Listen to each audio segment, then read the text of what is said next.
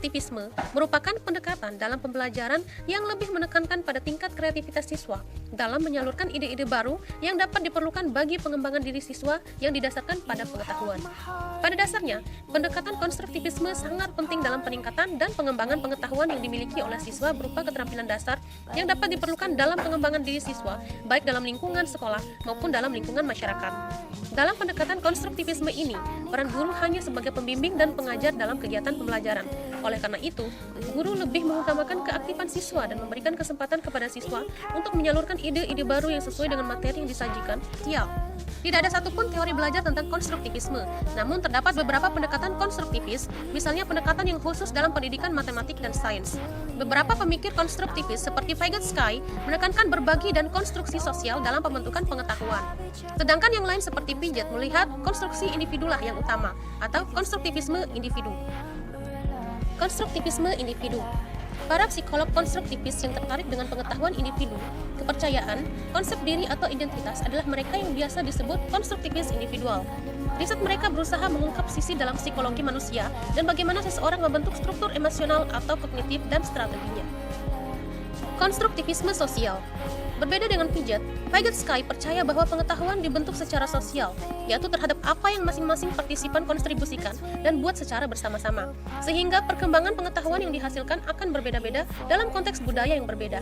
Interaksi sosial, alat-alat budaya, dan aktivitasnya membentuk perkembangan dan kemampuan belajar individual. Ciri-ciri pendekatan konstruktivisme. 1. Dengan adanya pendekatan konstruktivisme, pengembangan pengetahuan bagi peserta didik dapat dilakukan oleh siswa itu sendiri melalui kegiatan penelitian atau pengamatan langsung, sehingga siswa dapat menyalurkan ide-ide baru sesuai dengan pengalaman dengan menemukan fakta yang sesuai dengan kajian teori. 2. Antara pengetahuan-pengetahuan yang ada, harus ada keterkaitan dengan pengalaman yang ada dalam diri siswa. 3. Setiap siswa mempunyai peranan penting dalam menentukan apa yang mereka pelajari.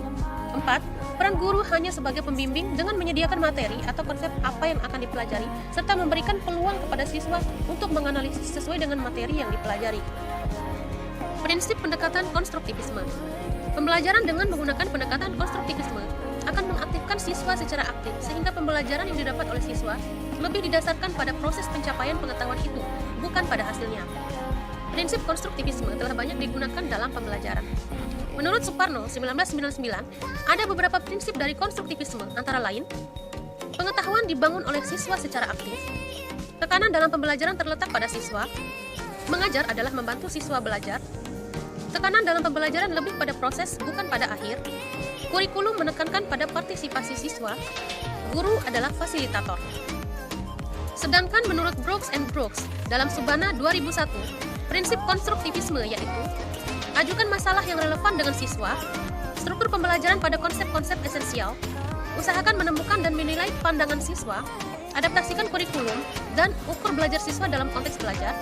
Berdasarkan pendapat di atas, dapat disimpulkan bahwa prinsip pembelajaran dengan pendekatan konstruktivisme antara lain, siswa aktif mencari tahu dengan membentuk pengetahuan baru, sedangkan guru hanya sebagai fasilitator dalam mengkonstruksikan pengetahuan tersebut sebagaimana tuntunan kurikulum. Karakteristik pembelajaran konstruktivisme.